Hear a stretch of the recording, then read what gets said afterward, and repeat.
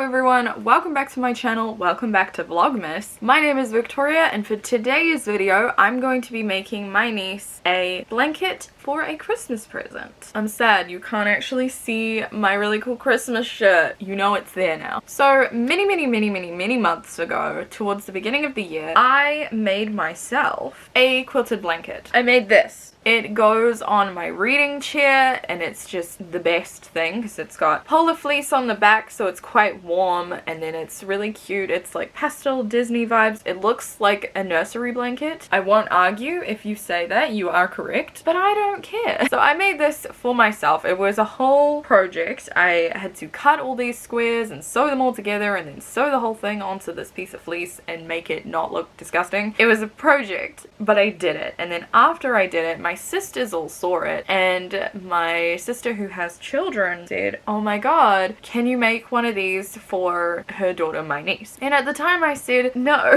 because it took so much time, and also to buy all the fabric that wasn't exactly cheap. And then I was sitting and thinking, and I was brainstorming ideas for everybody's Christmas presents. I figured actually I could make her one as her Christmas present. So I talked to my sister about it. She said yes, that sounds like a great idea, she will love that, she'll love to have it in her room. So I decided I would make her one of these, and I would basically do it exactly the same way that I made this one. We agreed that that would be a great idea, and so I needed to make another blanket, and I figured I'm doing Vlogmas, why don't I film this? But yes, so this is how to make a quilted blanket like this one. It's quilted on the front but not so much on the back. The fleece is just kind of living its own life. There's just a stitch around here to add a little bit of stability to the blanket itself. But this is going to be a how to make a quilted blanket like this one, and I hope you guys enjoy, and I hope my niece likes it as well. Welcome to my floor. So in this bag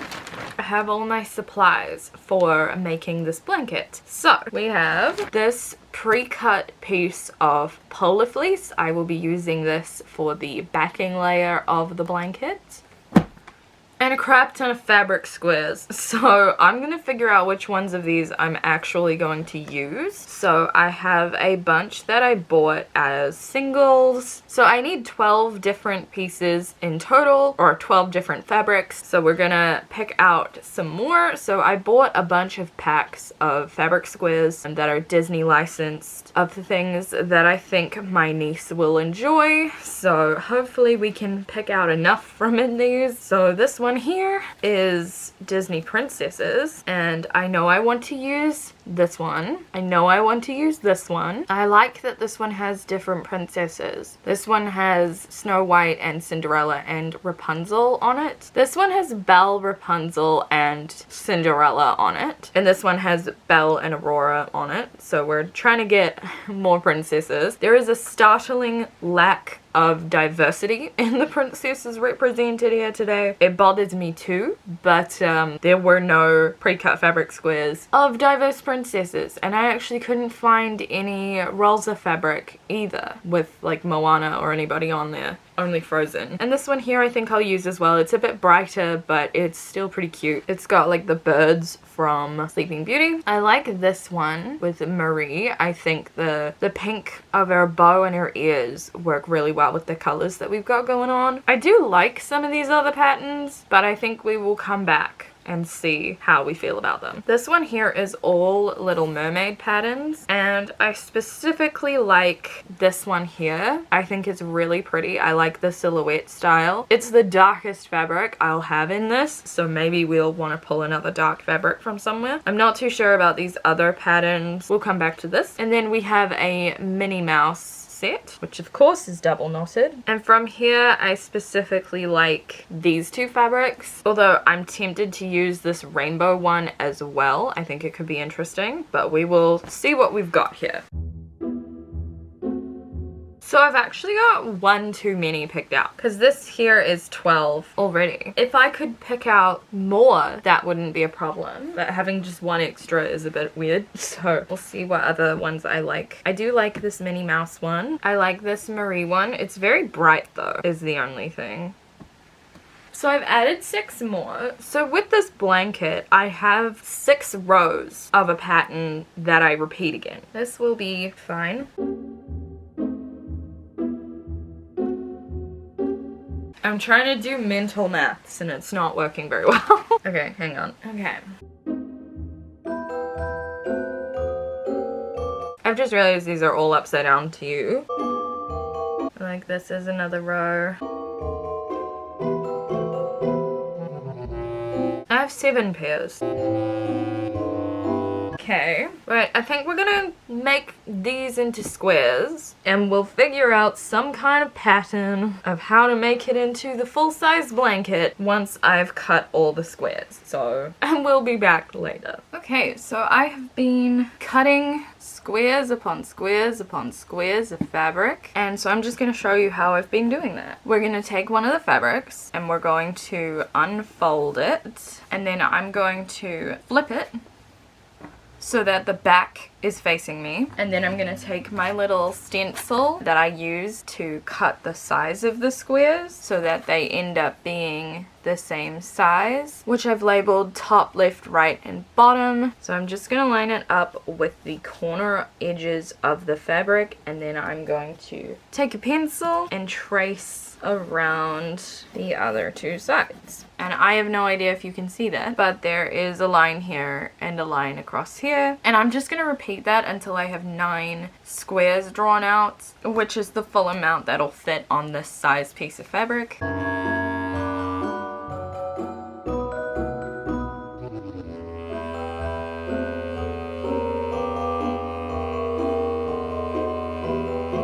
And so now that I've drawn all the squares, I'm going to cut them out.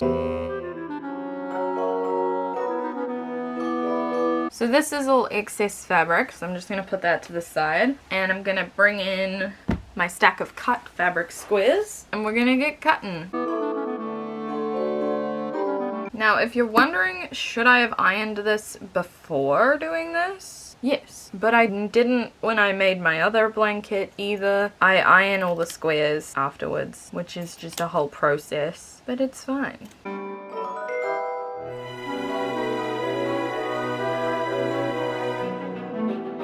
And voila! They've been added to the stack of way too many squares of fabric. And so now I'm just going to repeat that process with my remaining fabrics. There's only 5 left to do. I'm getting somewhere. Alright, so I've cut all my fabric squares from all of the fabrics, all of them. And so now what I need to do is iron them. This is quite a time-consuming part of this, and it's kind of boring, but it's important. I iron on the back of each patterned piece of fabric so that I don't risk potentially ruining any of the pattern or printing, and it's very straightforward. You iron it so that it's not creased, so that when you sew it all together it all looks nice. Whoa, steamy. I have to do this about 1,000,000 times.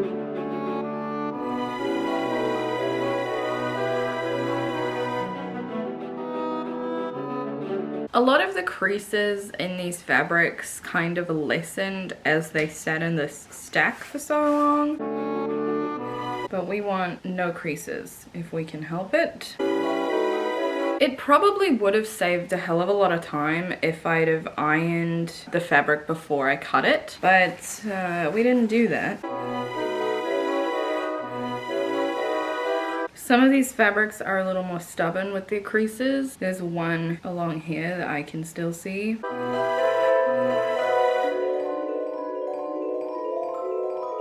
So you just squirt it with the water and ta-da!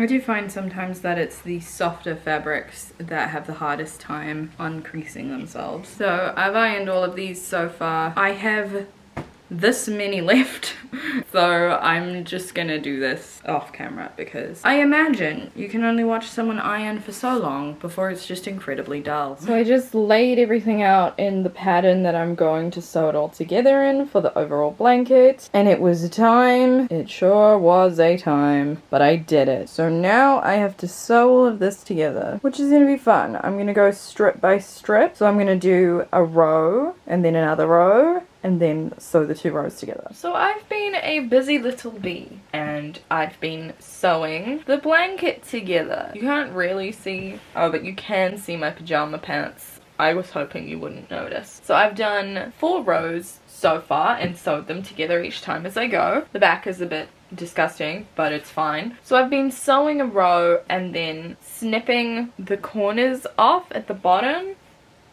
and then sewing another row and sewing it to the previous row. This is the row I'm currently working on. It looks super weird when it's just a row. So I have my stack of cut squares here, and I'm going to show you how I am stitching them together using my sewing machine. My sewing machine is a mini sewing machine. It's very small, but it gets the job done, which is what matters. It also has this light that helps me see what I'm doing. So I'm doing this row here. So we're going to take the next square that I'm up to, which is one of the chevron kind of pastel-y ones, and we're going to place it face down on top of the last square, making sure the edges are lined up as perfectly as we can get them. And most people would probably pin this, but I'm not going to. And now I use this as my guide of how far in to sew. I just line up the edge of the fabric with the edge of this metal piece, and the top edge I line up with the back edge of the presser foot. Can you see better when the light is off?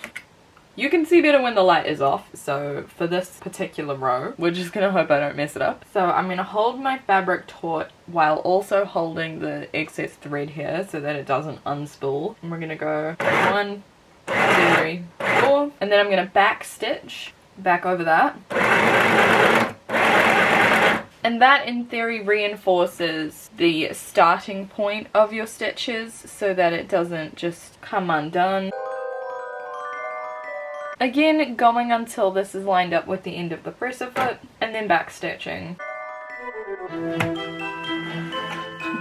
And voila! I'm gonna keep sewing this row until it is finished with my light, because I'd like to be able to see what I'm doing. Alright, so that's my row. All 9 squares long. And now what I'm going to do is along the top edge, I'm going to find where the top of my stitch is, which is about here, and I'm just going to cut diagonally from that point. This is the side that will be sewn onto the main blanket that I have so far, so I'm just cutting off the excess fabric that will get in the way. I don't bother doing it with the 2 ends, just the middle pieces, and you can see it makes this kind of V indentation. So now we're going to take our blanket and our new piece, and we're going to flip this and line it up with the main piece. Again, this is where a normal person would use pins. I'm not normal. So again, lining up these fabrics right up to the corner. Now the thing about quilts that I make, at least, because I eyeball so much stuff instead of, you know, pinning and measuring and drawing and whatnot, things don't actually line up perfectly. I end up with a lot of this going on. These 2 seams should, in theory, line up, but they don't, and it's okay. Long as this end matches up, and I do my best to make it the same all the way along, that's what I care about. We're gonna line up the fabric the same way we did before, with the edge of the presser foot and the edge of the metal plates, and we're gonna sew very much how we did before, except this time we're gonna go all the way down. And we have the next row sewed on. This one is super off center. I don't even know how we ended up with this when we started with this. So that's that row sewn on, sewn together. It is now one with the blanket. I think this is turning out really cute so far, and I'm just gonna keep sewing all the rows and sewing them to the blanket. I don't think you need to see me do that every single time. So I will come back when we're up to the next stage. So we're back at the ironing board, because I finished sewing all my patches together, and so the next step is to turn it over and iron all of these things open or flat as I can get them, so that there's no weird bumps in the blanket. I'm also going to take the opportunity to iron out the blanket again, just to make sure it's not wrinkled after all the sewing I did, but we're going to end up with a lot of these. That's one of the main reasons why we cut all these diagonals, so that we can get this as flat as possible without things going weird. I'm going to get ironing. So the back of the blanket is going to end up looking something like this. So I'm going to do all of that, and then I will come back to you when it's time to pin this to the polar fleece that I'm using as the backing material. So as you can see, I've pinned along all the edges, and I've also trimmed all the fabric so that it lines up with the fleece, and I'm going to sew almost the entire thing around. I'm gonna leave like a gap of maybe a square so that I can turn it inside out, because I've pinned it the front of the fabric to the fleece so that all the ugly like seams will be on the inside. That's just like how you sew stuff. I bet you guys were starting to wonder if I even had pins. I do. I just didn't need them before. There's a lot of pins on this now. So as with every other time I've sewn this, I'm going to leave the edge of the fabric to this metal thing and the edge of the presser foot so that everything has the same seam allowance the whole way around. I've also got my box here that the pins live in. So as I sew, I can take the pins out and put them away.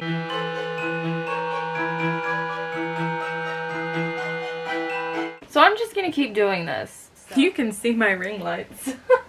Okay, you can also see my Little Mermaid collection. You can also see the picture I still haven't hung up. And this also really dates this video because I'm gonna have my Christmas tree here. When it's Christmas time, I'm filming this months ahead of schedule because I wanted to make sure this was finished in time. Also, we're up to the next step. I have to turn this inside out. Before I do that, I'm gonna do similar to what I did on each square where I snipped the corners. I'm gonna do that here as well. Just so that once we've turned it the right way around, it's not gonna be chunky in the corners. Alright, and so now I'm gonna find the end where I left a hole. It's here. I didn't leave a very big hole. I made this mistake last time and I've done it again. It's like barely big enough for my hand. And I'm gonna turn this thing inside out. This is such a process. Aha! Oh my god, okay. Now over here, where the hole is, I'm gonna have to hand stitch this part. So I want it to kind of look like this. So I'm going to fold in the corner so that it matches that. I'm gonna hand stitch this. So I've got my needle with some thread, just white thread like everything else I've been doing. And I'm gonna sew this. I need to make very small stitches kind of inside where the seam will be so that they aren't gonna be seen. This is really difficult fiddly work. So I've hand stitched it. It's not the neatest, but it's serviceable. Okay, I've shoved the knot into the seam there so that it's not going to come loose or like poke out and be something my niece fiddles with and undoes. So the final stage of this is to do a bit of a border around it, because right now this doesn't want to sit like proper, like it wants to bulge out and not be a particularly flat blanket, for lack of a better term. So what I did with my one, and what I'm going to do with this, is just sew around the entire edge of the fabric of the blanket and create kind of like a little border. And it works really well at pinning the fabric down and keeping it in the shape you want it, and it also adds a little bit more detail to the end product. So I'm gonna do that now. I have to be very sure when I'm doing this that I'm holding the fabric edges properly, or else it's not gonna give me the proper effect. So this is a bit more fiddly. This extra seam that we're making also ends up having a little bit of extra padding in it from the seam allowance from when we sewed the backing onto this front panel. Whoa, lighting. Sorry, the lighting is really weird right now. So it does end up a little bit padded around this part here, which is honestly great because it adds a little bit more dimension to the border, makes it seem a little bit more intentional. But yeah, so I'm just going to continue doing this stitch all the way around until I come back here. I'm gonna come right back to this point. I'm not gonna, you know, leave any gaps. It's gonna be the entire way around. So when I see you next, the blanket will be finished and I will be giving you reveal shots of what it looks like. I'm very excited.